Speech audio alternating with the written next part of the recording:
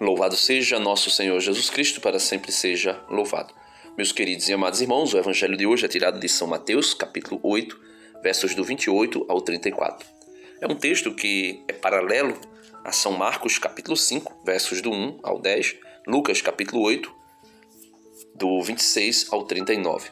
Seria bom você ler este relato, esse texto, segundo os três evangelistas, porque aí você poderia perceber, por exemplo, uma das diferenças. No Evangelho de São Mateus aparece 2 homens endemoniados. No de Marcos e Lucas aparece só um. Então, Denis, significa que tem um erro na Bíblia, que tem uma contradição aí? Não. Por 2 motivos não existe contradição. Primeiro, porque os autores sagrados não estão preocupados em mostrar a história, fatos históricos, com detalhes absolutos ou nos mínimos detalhes. O que mais eles estão preocupados em fazer é apresentar um testemunho a respeito da vida de Jesus e da missão de Jesus neste mundo. Outro detalhe é que Mateus era cobrador de impostos, por isso era mais metódico, era mais numérico, podemos assim dizer. Se preocupava mais em fazer contabilidades. Então, isso influencia a sua maneira de escrever e ele nota os 2 homens e acaba descrevendo os 2 homens, inclusive dizendo 2 homens, né? Ou seja, evidenciando que era 2 e não somente 1. Mas vamos lá. Existem coisas bem interessantes. Por exemplo, qual o significado dessa cidade? Ela não tem uma etimologia muito, vamos dizer assim, que concreta. São variados, mas significa lugar cercado ou lugar amuralhado, né? Ou seja, esse nome já denota para nós o que estava acontecendo naquele fato histórico em que Jesus realizara o exorcismo.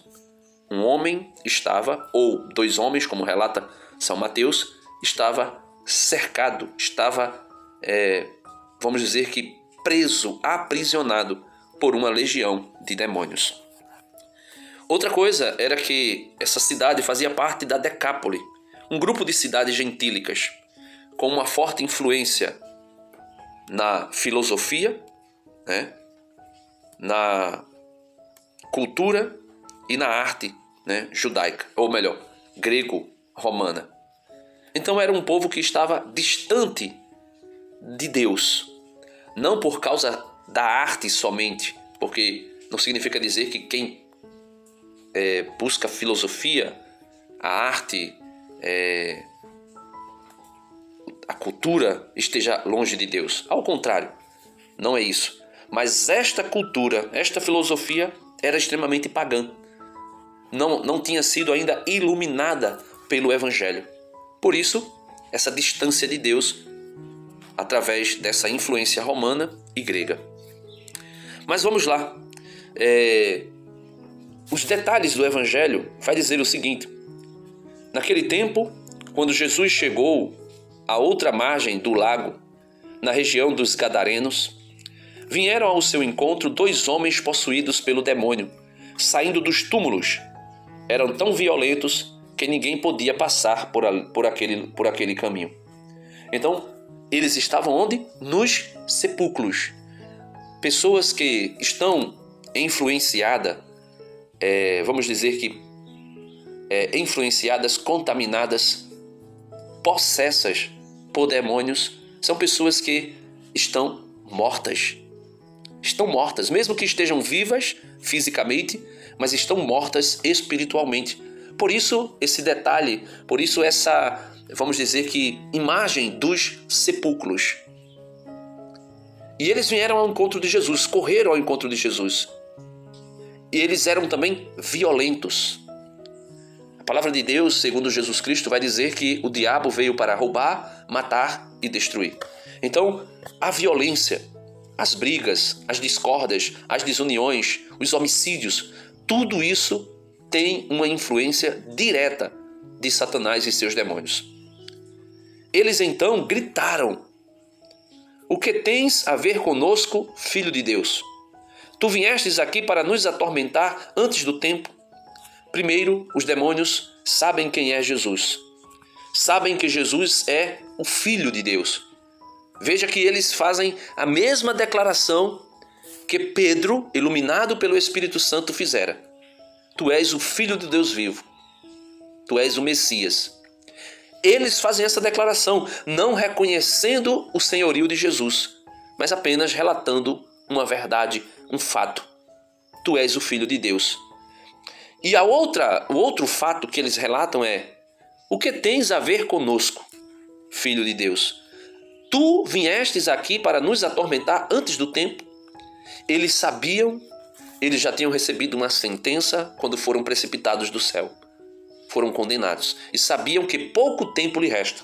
O livro do Apocalipse, no capítulo 12, vai dizer que Satanás desceu para a terra arrastando consigo uma terça parte dos anjos e desceu para a terra cheio de furor e grande ira, porque sabia que pouco tempo lhe restava.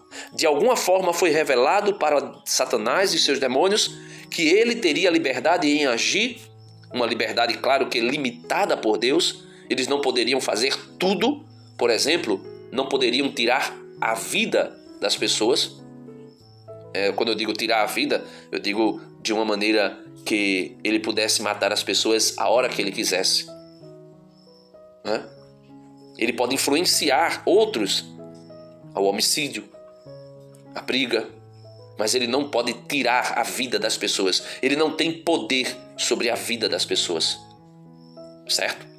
Então, ele sabia que iria agir por um tempo limitado e teria uma ação, um limite de ação limitado. Santo Agostinho chega a dizer que ele é como um cachorro, um cão que está amarrado.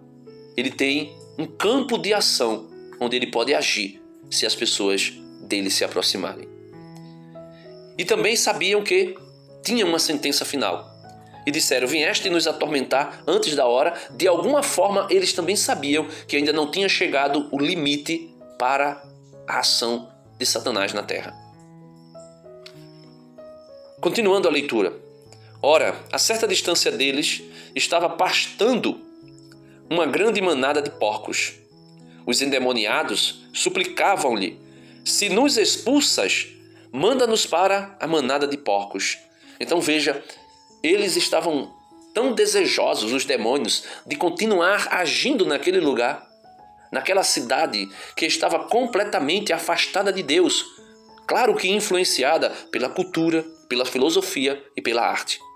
Necessariamente, a arte, a cultura e a filosofia não é má em si mesmo, se for cristã.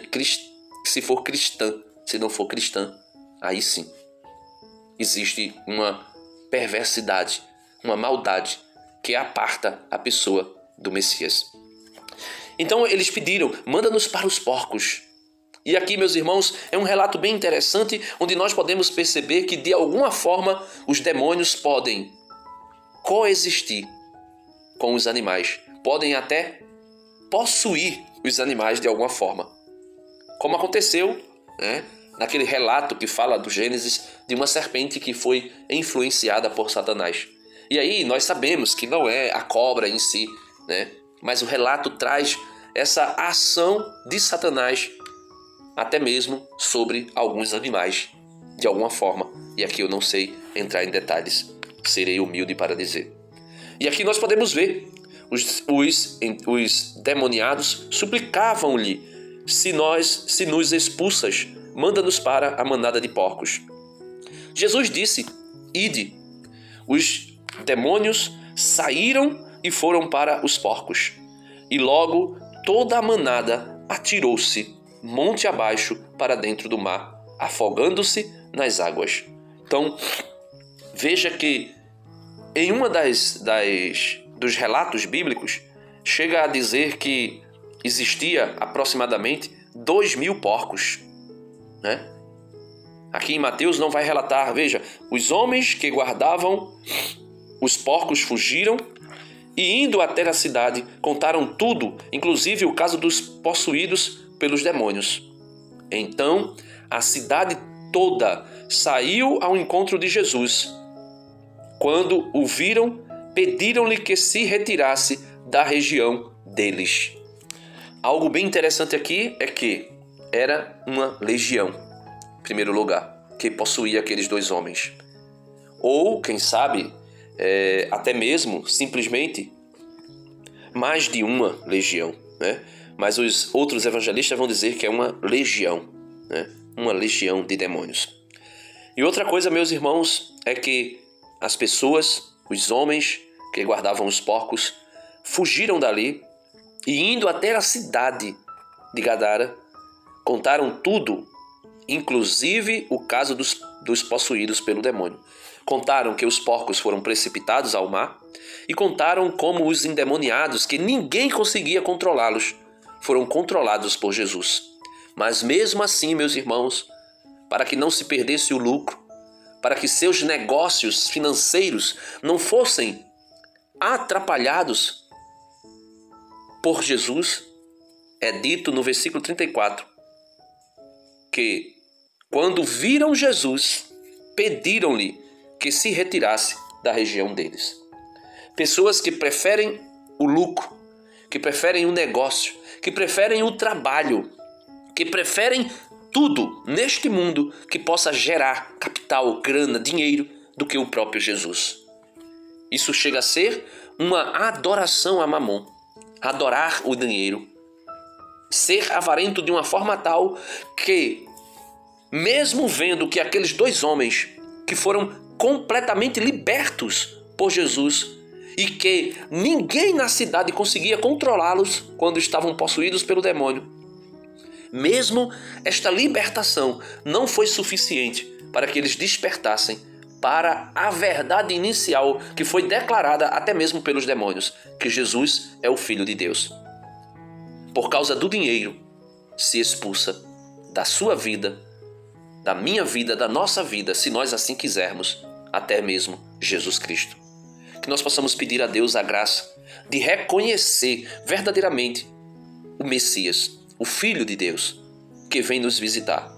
E que todos os demônios, sejam eles espíritos malignos mesmo, que nos atormentam de alguma forma, ou simplesmente pecados que agem em nós e que sejam retirados, libertos, para a honra e para a glória de nosso Senhor Jesus Cristo. Deus abençoe você e até amanhã, se Deus quiser. Não se esquece, dá uma curtida no vídeo.